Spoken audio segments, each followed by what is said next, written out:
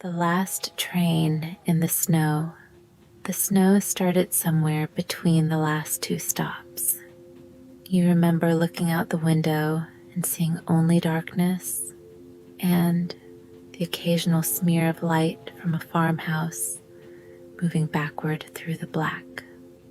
And then, at some point during that long, quiet stretch of countryside, the darkness changed. It became something softer, something with texture, and the lights of the farmhouses, when they appeared, were blurred at the edges, and the trees along the railway were no longer bare shapes against the sky, but white things, snow-heavy, their branches bent low under a weight that was still growing. By the time the train pulled into the small station, the snow was serious.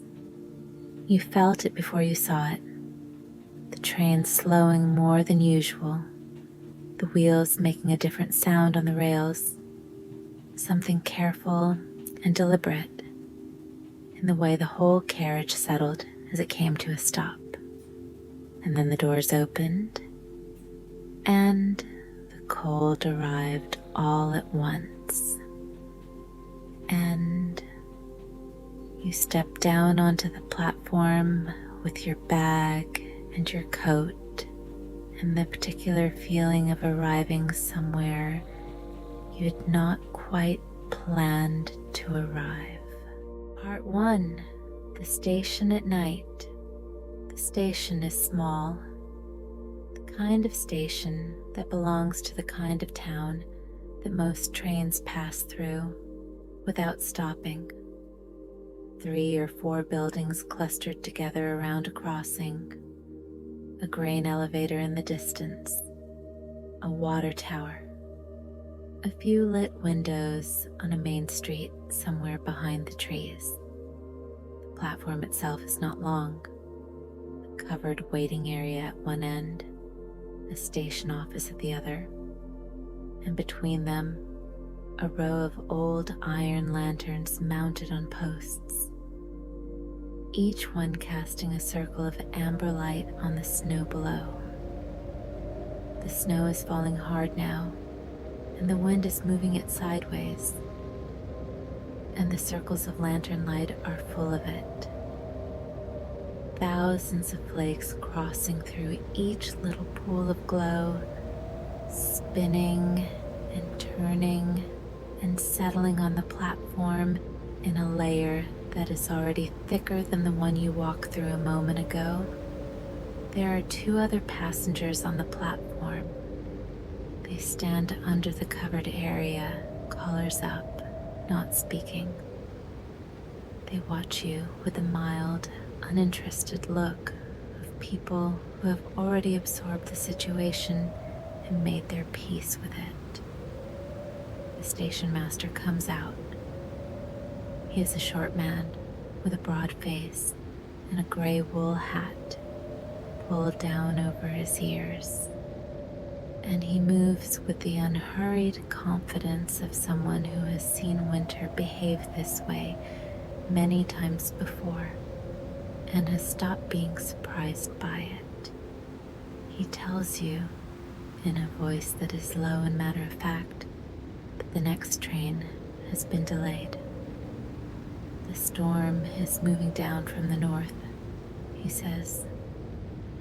The line is clear for now, but the trains are running slow. It could be an hour. It could be more. You look out past the end of the platform. The railway tracks disappear into the storm almost immediately. Just a few feet of rail visible, the rest swallowed by white. The station master tells you something else. He says there is a cabin just down the track, past the signal box, set back into the pines. Old but solid. Dry wood inside, he says. A fireplace that draws well. Travelers sometimes use it when the weather gets like this. He points into the dark beyond the platform. There's a lantern hanging near the door, he says, and you are welcome to it. He hands you a small oil lantern from inside the station office. The flame inside it bends as he passes it through the door, then steadies. You take it. You take it. And you pull your coat tighter. And you step off the platform and into the snow. Part 2. Through the snow comes up past your ankles, the first step off the platform. It is deeper here than on the cleared boards, deep and soft and fresh, and your boots go into it with a sound that is part crunch and part silence. The crunch of the crust on top, and then the soft resistance of what is underneath, and then the quiet that fills in around your leg as you lift the foot and place it forward again. The lantern swings slightly with each step. Its light moves over the snow ahead of you, a small, warm, shifting circle, close enough to see where you are putting your feet, but not much beyond that. On either side of the path, the world is dark. Pines are tall shapes standing in the storm, their lower branches reaching almost to the ground, bent under their loads of white. Somewhere above, the wind is moving through the high branches, making a long, low sound that comes and goes like breath. The station lights are already dim behind you. You walk. The path follows the edge of the railway line, close enough that you can see the rails when the lantern light catches them. Two dark metal lines just visible above the snow, straight and steady, going on into the dark. The ties between the rails are almost buried. Another hour and you would not know, looking at this stretch of land, that there was a railway here at all. Just a long white clearing through the pines, and the memory of iron beneath. The cold is thorough. It is the kind of cold that goes through fabric, as if fabric were not there, that finds the space between your collar and your jaw, that makes the inside of your nose ache faintly with each breath. But you are moving, and movement helps. And the lantern in your hand is warm on the side nearest to it.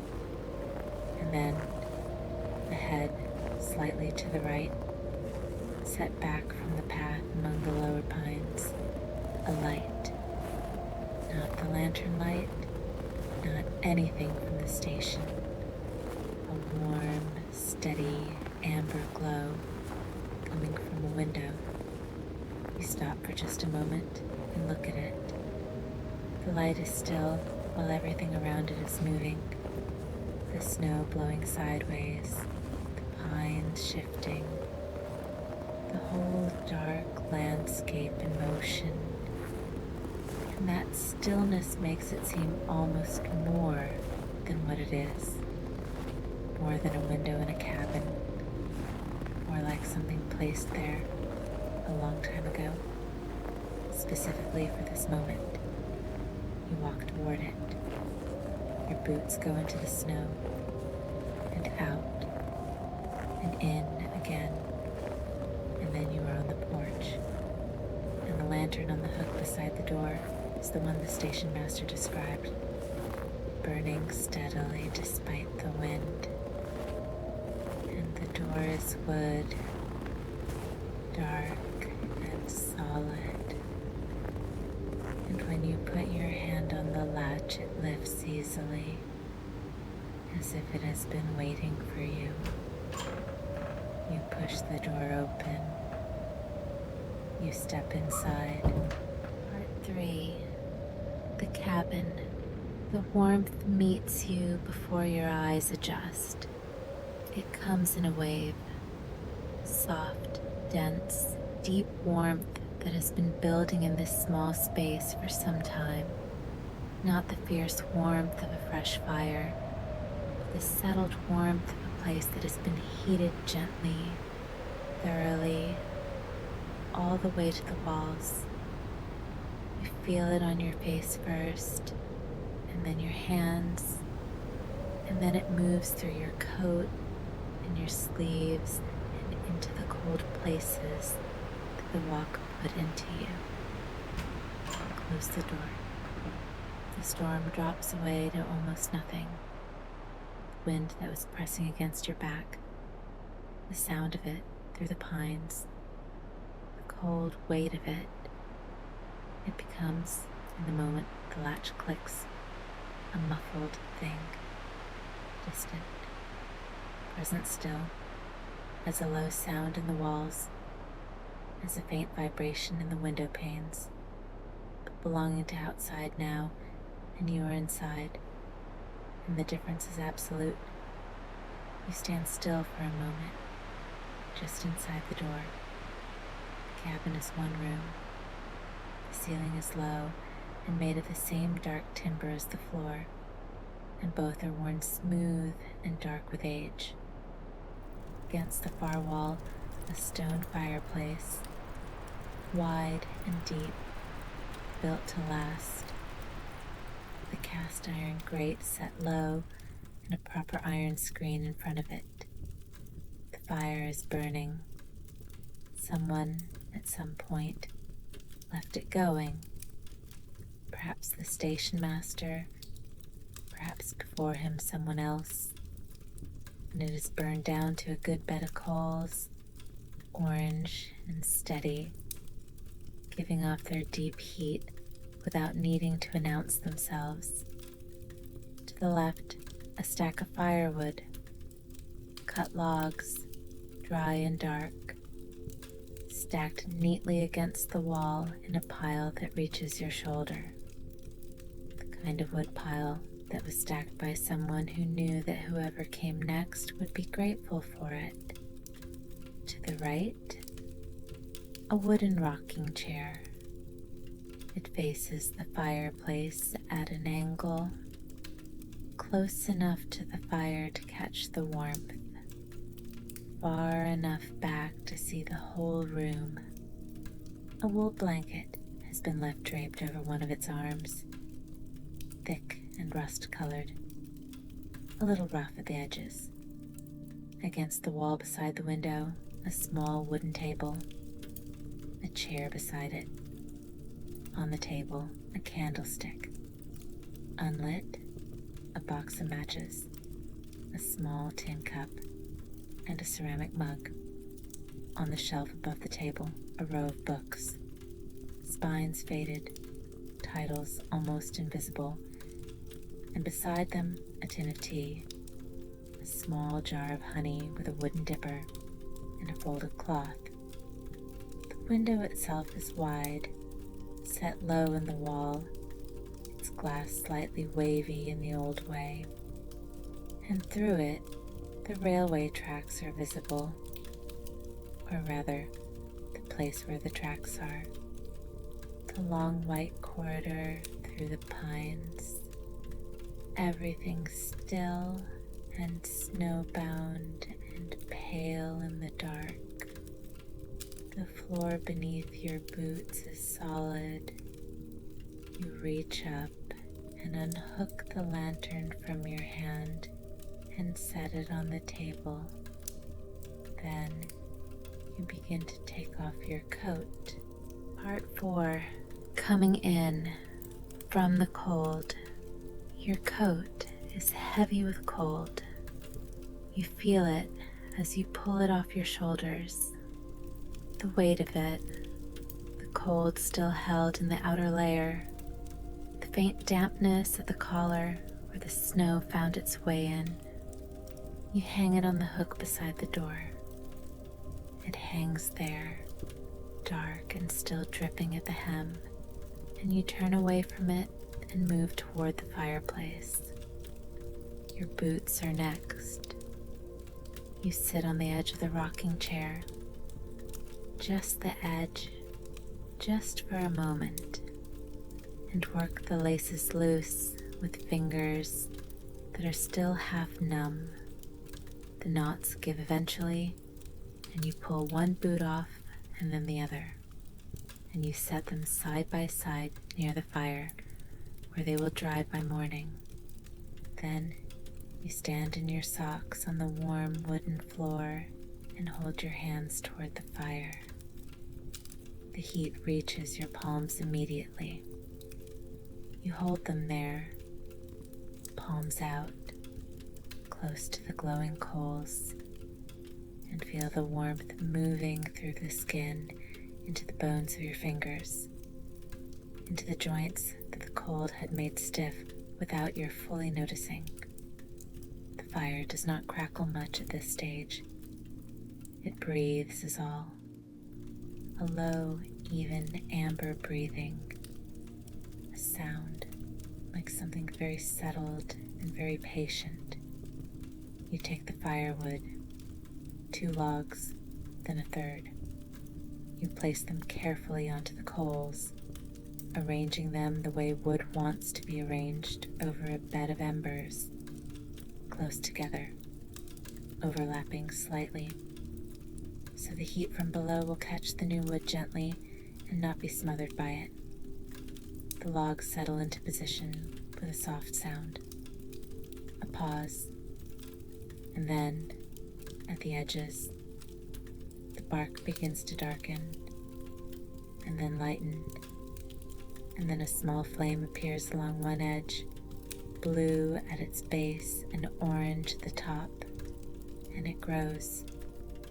You watch it grow.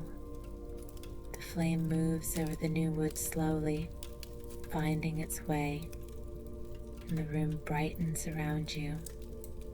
The shadows that had been sitting in the corners draw back a little, and the ceiling becomes visible, and the spines of the books on the shelf catch the light. From the shelf, you take the kettle. It is cast iron, black and heavy, with a long handle and a lid that fits snugly. You carry it to the door and open it just enough to fill the kettle with clean snow, pushing the snow in with your hand, packing it loosely until the kettle is almost full. Then you close the door again, and the storm is outside again, and you carry the kettle back to the fireplace and hang it on the iron hook above the fire. The snow inside the kettle will begin to melt almost immediately. You can already hear it. A faint sound, almost nothing. The first quiet settling of snow becoming water in the dark iron belly of the kettle. You sit down properly in the rocking chair now. The whole chair. The cushion receives you, and the arms are solid under your hands, and the chair tilts back slightly as you settle your weight into it, and then settles. You pull the wool blanket from the arm of the chair and drape it over your lap. It is heavier than it looks and slightly scratchy, and it smells of cedar and dry wood and a faint sweetness that might be old lavender or might just be thyme. You rest your hands on top of it. The fire is growing now. The new logs have caught properly, and the flames are 3 or 4 inches high, moving and changing shape, orange and amber, and occasionally, at the tips, almost white.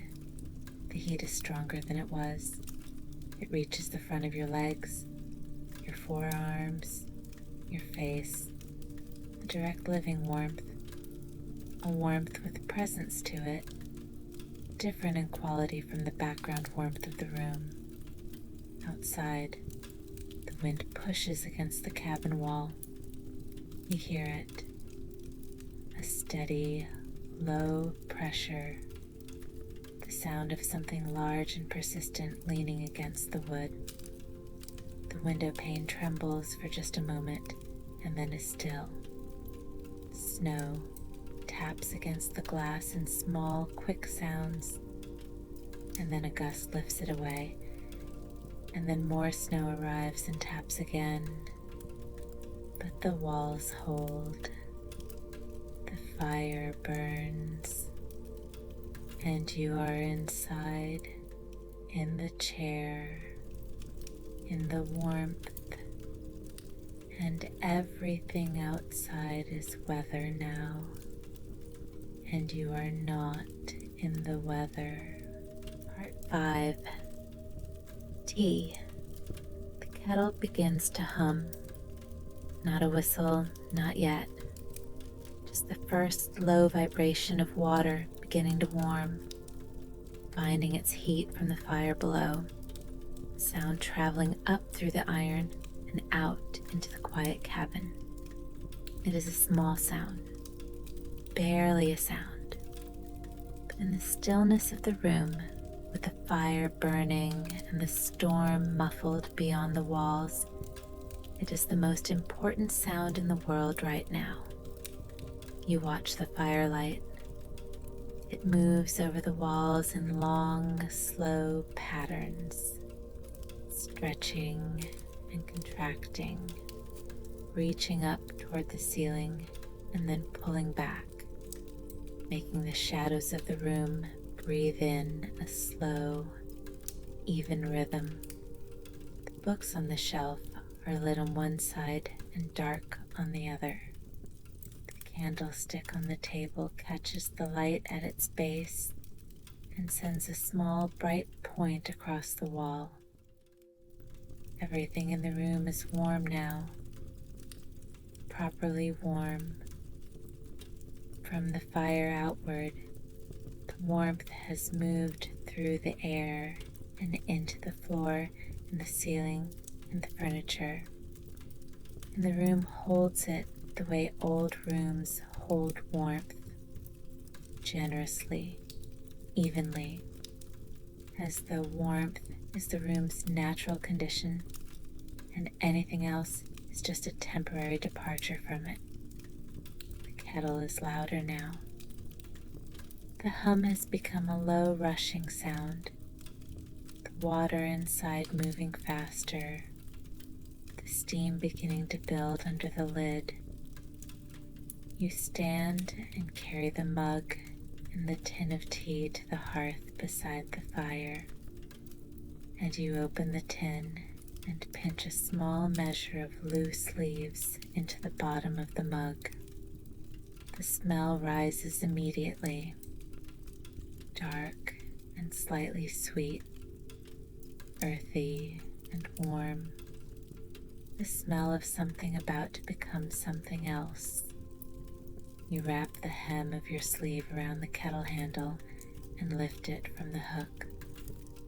The steam rises from the spout in a long, pale column that bends in the warm air of the room and then dissolves. And you pour the water slowly over the tea leaves, watching the water darken as it covers them, the color moving outward from the leaves in soft brown clouds. You set the kettle back. You carry the mug to the rocking chair and sit down again. The mug is hot in your hands, not uncomfortable, just very warm, warmth going through the ceramic and into your palms and your fingers, into the spaces between the bones of your hands that the cold had made stiff earlier. You curl both hands around it and hold it just below your face and breathe the steam. The smell of it goes all the way in. You take the first sip. It is strong, warm, and slightly bitter at the edge. It There is the sweetness underneath, and it moves through you the way warmth moves through a cold room, starting from the center and working outward, slowly claiming territory. You sit back in the chair. The blanket is over your lap. The tea is in your hands. The fire is in front of you. And somewhere beyond the window, the storm is moving through the pines. Part 6. The night. Outside the window, you can see the railway from here, just visible through the wide window, through the old wavery glass and the snow that is collecting on the outer sill. The long open corridor through the trees where the tracks run. The tracks themselves are invisible now, buried. What remains is just the shape of the space they occupy. A wide path through the forest, white and still. The trees on either side standing in their loads of snow. Nothing is moving out there. The storm moves. The snow blows across the corridor in low sheets, and the tops of the pines bend and recover. But nothing on the ground moves. The path is as still as a painting, still as a memory of itself. You take another sip of tea. The chair rocks slightly, forward and back, forward and back. You didn't push it. It is just the small, natural movement of a rocking chair when a person's weight settles into it and then shifts with breathing. The fire has found its full height now. All 3 logs burning properly, the flames bright and shifting. The room is lit differently at different moments, sometimes brighter when the fire opens up, sometimes dimmer when it settles. The amber light always moving, always changing, never the same twice. You think of nothing in particular, or rather, thoughts arrive the way they always do, and they pass the way they don't always do. They come in and they move through the warmth of the room and they go somewhere, and more thoughts come and those go too. And after a while, you're not following them anymore. You're just watching the window and the dark shape of the trees and the snow crossing the corridor in the lamplight. The tea is half finished. Your hands are warm. And then, somewhere out in the storm, far away, moving through the dark and the distance, a sound, a train whistle, low and long, arriving through the wind and the snow and the trees, reaching the cabin window as something almost quiet, almost uncertain, as if the storm has been filtering it for miles before it got here. It rises and holds for just a moment. That long, single, unmistakable note. And then it falls away, drawn back into the weather, swallowed by the sound of wind through branches. You listen for it after it stops. The storm fills in behind it, the way the sea fills in behind a stone dropped in water. And then there is only the wind again, and the snow on the glass, and the fire, and the cabin. But the sound was real. Somewhere out in the winter night, a train is moving. Far away, on some other line, running through some other stretch of countryside, its lights moving through the dark. The world is still out there. The world is still going, still running its tracks, still making its slow way through the snow. You finish your tea. You lean forward and set the empty mug on the hearth. And then you settle back into the chair and pull the blanket up higher, up over your arms, up to your shoulders. The fire is beautiful. Part 7. Growing still. The cabin has reached its full warmth now. It is the kind of warmth that you stop noticing as warmth because it has become simply the quality of the air, the natural state of things in this room at this hour. The floor is warm. The walls have given up the last of their cold. Even the far corners, which were slightly dim and cool when you first came in, are part of the warmth now. The fire is not as high as it was. The logs have been burning for a while, and they have settled into themselves. The flames lower and steadier, more orange than yellow now, a slow and even burning that will last a long time.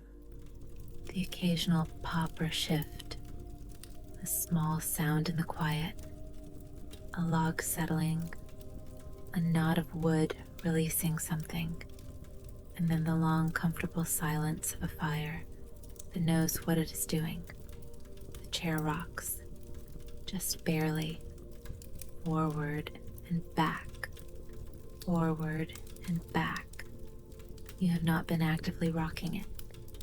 It has found its own pace, the tiny, natural rhythm of weight shifting with breath. And it goes on, slow and steady.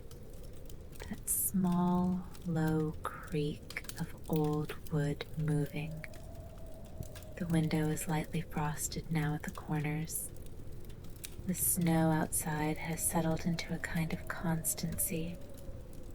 Not a blizzard anymore, just a steady, heavy fall. The kind of snow that has decided to come down all night and is committed to it. The wind comes and goes. When it comes, it lifts the snow sideways across the corridor, through the trees, and presses against the cabin with that low, insistent sound. When it goes, the snow falls straight, and the night outside the window is quiet and pale and very still. The railway corridor is completely white. You look at it through the frosted glass and the falling snow, and it seems very far away. Another world, the outside world, the moving world, and you are in here, and the distance between you and it is exactly the width of a cabin wall and a pane of old glass. But it feels much greater than that. You take a slow breath in and let it out. The room breathes with you, almost. The fire shifting slightly on the exhale, the shadows moving on the walls, the warm air settling. Another sip of tea would be good, but the mug is empty. You are very comfortable. The blanket is warm, and the fire is doing its slow, beautiful work. There's no reason to move. None at all. Part 8. The second whistle. Time moves differently inside a warm cabin during a winter storm. It is not slow, exactly. It is more that it becomes thick. Each minute full of small things, the sounds of the fire, the movement of light on the walls, the snow against the window, the occasional shift of the logs in the grate. And because each minute is full, it sits differently in you than minutes usually do. You do not check your watch. You do not think about the train. The train will come when it comes. The storm will do what storms do. The station master will knock if there is anything you need to know. Until then, there's nothing to attend to except this room, this fire, this blanket, this window. The wool is soft against your arms. You have pulled the blanket all the way up now. Wrap the edges in around you so that you are enclosed in it. A cocoon of warm, rough wool with only your face out in the warm air of the room. Your feet are tucked under you in the chair, and the fire is in front of you, and your eyes are soft, not closed, just soft, the way eyes get when there's nothing they need to sharpen on, nothing they need to track or measure or assess. They look at the fire, and the fire gives them something to look at without demanding anything in return.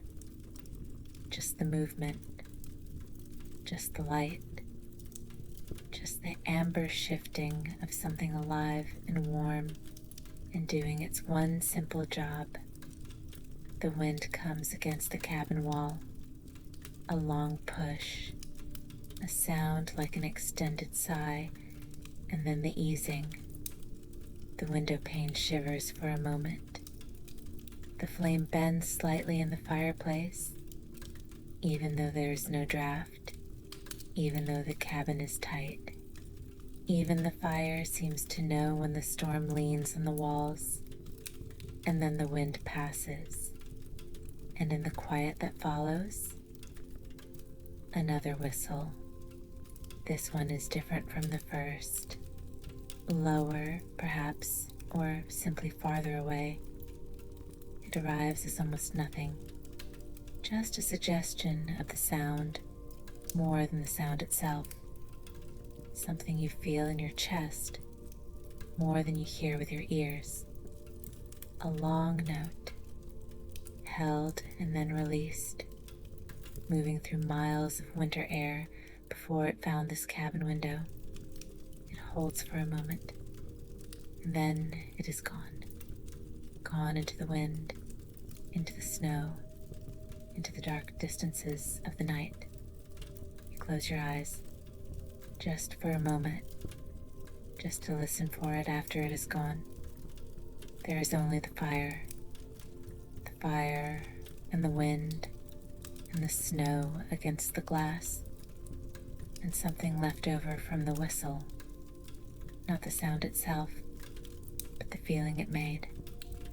The feeling of distance and movement, of the world going on in its enormous dark way, of trains running through the night on rails buried under snow, carrying people through the winter toward wherever they are going.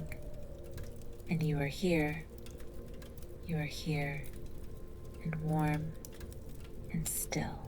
Part 9. The long part of the night. The fire has been burning for a long time now. The original logs are mostly gone, reduced to deep orange coals, dense and glowing, giving off their last steady heat without flame. The third log, the one you placed a little later, is still partly intact, its dark shape visible in the glow, burning slowly from one end. The light in the room has changed with it.